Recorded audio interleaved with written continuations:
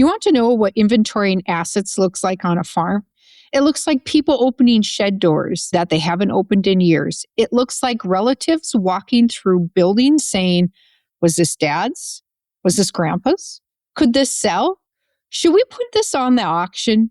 It looks like somebody eyeing up wrenches, a rake, a gun cabinet, an old kitchen table, and deciding in their own mind that it must be theirs now. It looks like grief with a sale bill. It looks like pickups backed up to shops to load up. It looks like family members who never cared much about what was in the building now caring a whole heck of a lot once somebody dies. And if there was no plan, then everything feels like it's fair game. Welcome to the Pathfinder Legacy Podcast, where we help farmers, ranchers, and business owners create a seamless transition plan for the future. From retirement to ownership transfer, we protect what you've built and guide you every step of the way.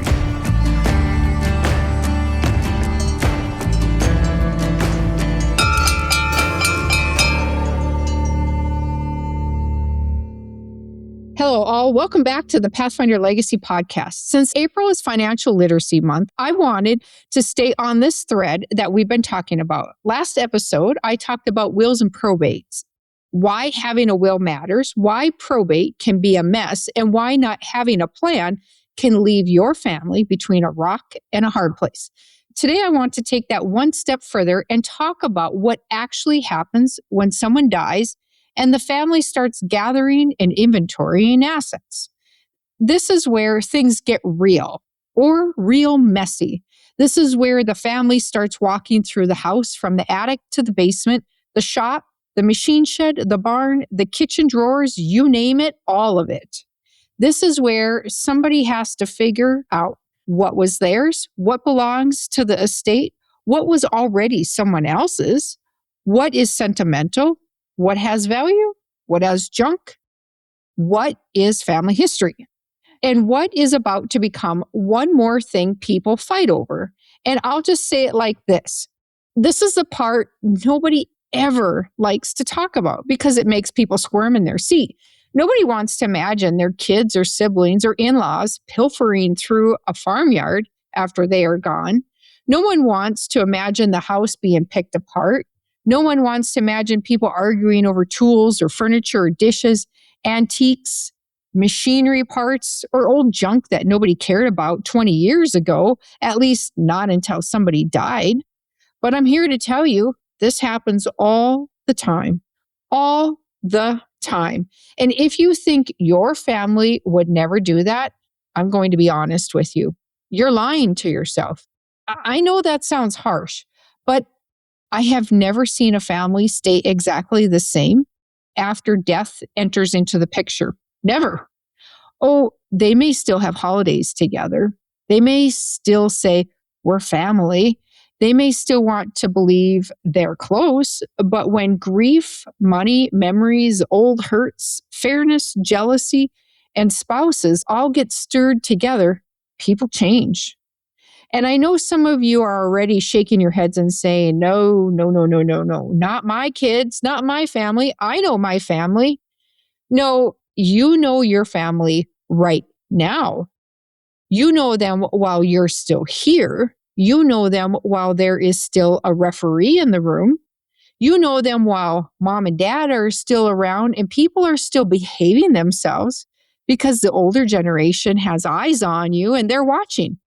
But after you're gone, that is a different ballgame. And you may know your kids, but you do not always know the influence a spouse has on them after you're gone. The influence can be huge. And I'm not saying spouses are bad people. I'm saying spouses bring a whole different lens, sometimes a bird's eye view of what's going on. A spouse may not see the farm as home. They didn't grow up there. They may see it as an asset to their retirement. They may not see the old shed as history, but they may see it as value left on the table. They may not see a trust as legacy planning, but they may see it as unfair as there are strings attached to their money. And this is where things go sideways real fast. Let me tell you one story. When Kirk's grandparents were gone, there were 9 aunts and uncles involved. 9. All right, so 9 different opinions. And when it came time to get ready for the farm auction, they sold everything they could. And I mean, everything they thought could go on that sale bill went. They went through all of the buildings on the farm. They looked for things that had belonged to Grandpa. They were opening doors, going through sheds, looking in nooks and crannies, checking all the buildings, sorting through whatever they thought might bring a little bit of money at the auction. And my father-in-law had to stop them and say, no, that's my stuff. So think about that for a minute. He had to defend his own tools and equipment from being swept into the estate sale because people were in such a mode of gathering, sorting, and selling that everything started getting blurry. That happens more than people want to admit. Once the sale mentality kicks in, some people start looking at the whole place differently. Not as somebody else's home, not that this is my brother's home or his family's, not as an actual working farm, not as somebody else's daily life. This is where they live. They start looking at it like one big old pile of money to be identified, tagged, and sold. And that is how you end up with ridiculous things happening. In this case, they even took the built-in buffet out of the house to sell. Okay, now let that sink in. So this is the house that we live in now. And the buffet was not a standalone hutch, not a nice antique cabinet that could easily be moved as is, but it was built in. It was attached to the wall, built into the house. It matched the cupboards and it belonged in the kitchen. And they still took it out to sell. I always say they would have sold the carpet and the paint off the walls if they thought somebody would have bid on it. That is how far this can go when people get into the mindset of, if it can be turned into cash, put it on the auction. And I want people listening to really think about that because the older generation often imagines their things being handled with a little more care than that. They imagine the family gathering around and saying, oh, this meant so much to mom, or grandpa really liked that, or let's make sure this stays with the house. But that's not always what happens. They're not sitting around the table holding hands and singing. Sometimes what happens is, how much do you think this will bring? That's the truth, people.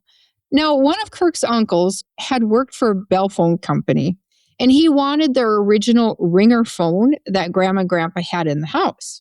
He wanted that piece because, according to him, it meant something, or I don't know if it was just because he worked for the phone company or it meant something because it was in Grandma and Grandpa's house. It was the original ringer phone first put into the house, so they searched all over the farm looking for that phone. They never found it, and then the auction happened, years passed, and the phone was just gone. Well, so everybody thought. Then 5 years later, when we started remodeling the farmhouse, Kirk found that phone in the attic under some batting insulation. There it was, still intact, except for the crank and the mouthpiece, I believe, were missing. So he cleaned it up, and now it hangs in our house where it once originally hung. This is a fun history story of the house. One, not everything gets found when families start tearing through buildings. Two, not everything should be handled in a hurry. And three, sometimes the things that actually matter are buried under the mess while everybody else is busy trying to cash out the obvious stuff. And I've joked before that if only that phone could still make long-distance phone calls, I'd love it. Wouldn't it be fun? We could call those past generations and ask like a little blast to the past. What in the world were you thinking? Why didn't you create a plan? Because I truly think Grandma and Grandpa would have been in shock to see how their house got torn apart to sell everything. Absolute shock. And maybe that's what people need to hear. They think, my kids will figure it out. Yeah, they'll figure it out all right, but you may not like how they figure it out. Now, let me tell you about another family because not every situation looks the same. I worked with a family where the daughters were so sentimental about Grandma's things that they could not part with her clothes. Okay, that seems kind of odd, but all right. So they kept grandma's sweaters. They kept her coats. They said they might wear them someday or make a blanket or make something out of them. And maybe they will, maybe they won't. But there was a lot of emotions tied up in those things. At the same time, this same family was selling pop flats. Remember the cardboard boxes that a 12 pack of pop came on, selling pop flats of old pens at the auction. And when I say pens, I mean gobs of pens. I don't know how many pop flats of pens were sold. Grandma had collected pens from every vendor that she went to, every egg show, every free table, every booth where someone was handing out a pen. If someone was giving a pen away, Grandma took it. So here's what stuck with me about this. So these pens were free, right? Free pens. But now the family was sorting them and boxing them and selling them as collectible items on the auction. Meanwhile, they couldn't part with a sweater. Okay. And that is such a good example of how irrational and emotional this whole process can get. People do not make these decisions in a neat, logical way. You can't put each family into a neat little box. They decide based on guilt. They decide based on memories. They decide based on who they think deserves what. They decide based on what feels too personal to let go and what feels easy to turn into cash. And sometimes what feels sentimental to one child feels like clutter to another. And what feels like clutter to one child feels like sacred ground to the other. That is why this gets real messy. Not because people are always greedy. Well, yeah, we know sometimes they are, but not always. But oftentimes they're grieving and they're trying to hold on to something from the past. And they don't know what matters. So they grab whatever they can get their hands on. And sometimes they're afraid if they don't take something now, they'll never get anything. And that fear does weird things to people. Now, let me tell you another one because this story gets right to the heart of the question I hear all the time. Why do off-farm children feel like they need to have the right to come back and go through buildings, rummage through farm buildings? So last summer, I talked to a family where the wife told me about her husband's siblings constantly coming back to the farmyard where they lived is the main place where the family had homesteaded and going through sheds and buildings to take garden tools they thought were their parents. Only they weren't mom and dad's tools. They were the sister-in-law's tools. She was a horticulturalist, and those were her tools. She just happened to keep them in the other sheds. And she had to rebuy her tools multiple times because somebody would come to the farm, go into those sheds and buildings and take them thinking, or maybe telling themselves that those tools must have belonged to our parents. I can't even imagine. I can't fathom having the patience to do that. And the patience that this woman had to allow that to happen more than once. She had to keep calm every time somebody walked off with one more thing. I personally don't think I could do it. Finally, she built her own yard shed on the farm and put her tools in there, and then it stopped. Nobody went into her yard shed. They only went into the old sheds and buildings. So that right there tells you something. A lot of people see the old farm buildings as unclaimed territory. This is shared family territory, as the place where old ownership lines are still blurry and fuzzy and people start just helping themselves to things. So why do off-farm children do this? Why do they come back and rummage through what's no longer their property? Why do they think they can come open drawers and dig through sheds and take things or tag stuff to sell? Well, I have my opinions, and I think there are a few reasons. First, the farm is such a deep memory. Even if they haven't lived there in years, they still see it as home. And when mom and dad are gone, they feel like they are losing home all over again. So they go looking for something they can carry away. It might be a tool, a dish, a chair, a phone, something, anything. They just want proof that they still belong to that place where their family heritage was. Second, some of them are absolutely trying to turn things into cash. Let's just be honest. There's so much greed out there. Not every child comes back because of sentiment. Sometimes they could care less about the farm. Some come back wondering what this is all worth if they can put a price tag on it. What can be sold? What can be divided? What can be liquidated? What is sitting in these buildings that nobody has looked at and put a price tag on? And once one person starts doing that, the others often follow along like a bunch of little cats because they don't want to be the fool who got left out. Third, death stirs up old fairness issues. The off-farm child may already feel like the on-farm child got more time with mom and dad, more help, more access, more opportunities, more equipment, more connection to the home place. So when mom and dad pass, they may start looking around saying, well, I'm taking something. Sometimes it's not about the item at all. It's about the feeling that this is the only chance left to claim their share on something. All right, so quick story. I worked with a family that had 4 kids, 2 boys who stayed on the farm and worked, and 2 girls who moved away. When mom and dad died, the girls only got life insurance and some cash in savings. They were upset that they didn't get any land. They wanted something to hang on to that had their family name on. So we went to court, and the boys settled on giving them each a quarter of land. Now, the boys get to use that land, but they have to rent it from their sisters. How ridiculous is this? Mom and dad never thought the girls would have wanted a piece of the farm, but here we were in court.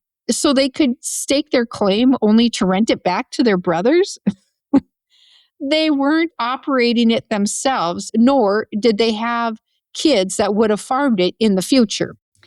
And fourth, spouses matter. I have seen this so many times, not to say it. A husband or wife come into the picture and starts asking questions the family wasn't asking before. What are you getting? What does your brother get that you don't get? Why is that staying with the farm? Why would you let them keep that? Shouldn't that be sold? Shouldn't you get your share? That outside voice changes the temperature in the room. And again, I'm not saying every spouse is a problem, but I am saying spouses influence people an awful lot, which is why I always tell families after you're gone, your kids will change. And these people will argue with me. They shake their heads and say, no, you have it all wrong. They tell me, not our family, our kids won't be like that. And I just look at them and think, you can believe that if you want, but that has not been my experience. I have never seen a family not change. Never. Maybe the change is small and barely noticeable. Maybe it's huge, like a big wow, that family was not as close as everyone thought. Maybe it shows up as tears or silence or anger, or maybe it shows up suddenly counting every last item in every last building. But it's going to show up. Oh yeah, it always does. Now let's talk about something else that catches people off guard. When spouses realize that legacy planning does not always include them the way they assumed. I had a spouse tell me after his father-in-law passed that he felt like he was being punished because he and his wife did not have kids. He said, so you're telling me that the trust says if my wife dies, I don't get her 1/3 share. Her share goes to her sisters or to her sister's kids.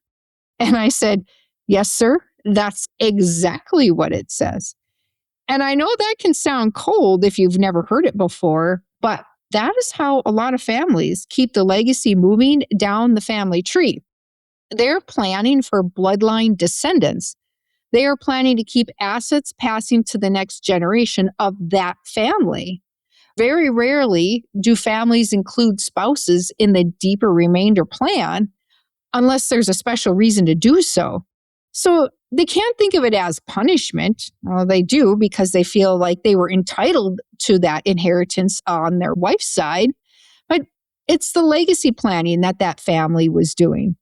That is the family saying, we want to keep this going to our children, grandchildren, nieces, and nephews, the next generation in line. But again, look at what happens emotionally. One person heard legacy, and the other person heard rejection. One person hears protect the family assets, and another hears you don't count. That is why clear planning matters so much. Because if people do not understand what the plan is and why it was made, they will create their own story about it. And those stories usually are not good stories. So, what is the lesson in all of this? The lesson is not just have a will, though, yes, a will is important. The lesson is not avoid probate if you can, although, yes, you need to make sure you're doing good planning. The bigger lesson is this: if you don't make decisions while you are alive, your family's going to make them after you're gone. And they're going to make them while they are grieving. They will make them while they're tired, while they're suspicious of other family members or spouses. They will make them while trying not to get left out. They will make them while hearing opinions from siblings, spouses, and in-laws. And that is when people do things that you never would have expected. That is when the built-in buffets get ripped out. That is when somebody's tools get hauled off and sold at auction. That is when free pens get sold like treasures.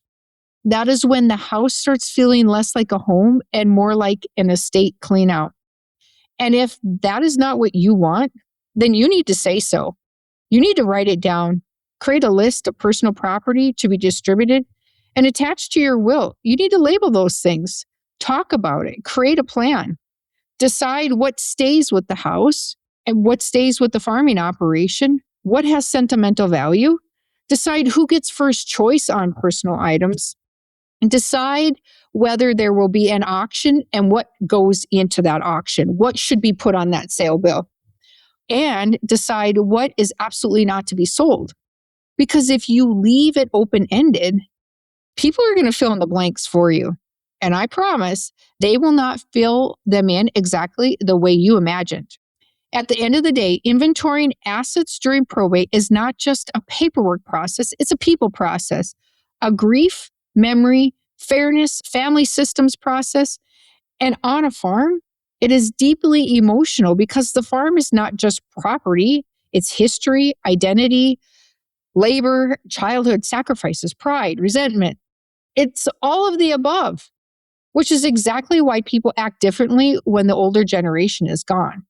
So if you're listening today and thinking, my family would never do that, you have it all wrong. I hope maybe this episode gave you something to think about, not because I want you to be cynical, but because I want you to be realistic. Realistic people make plans. They don't hope and they don't assume. And they don't just say, the kids will work it all out. I'll just let them work it all out. Let them fight about it. Because sometimes working it out looks awful like tearing apart the house and cleaning out the sheds. And most people, grandparents, would be sick to their stomachs to see it.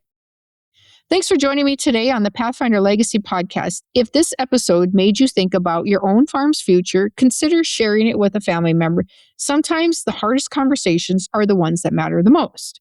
And at the end of the day, if you don't decide what stays, what goes, and who gets to touch what, your family will decide in the middle of grief and frustration, and that's when people change.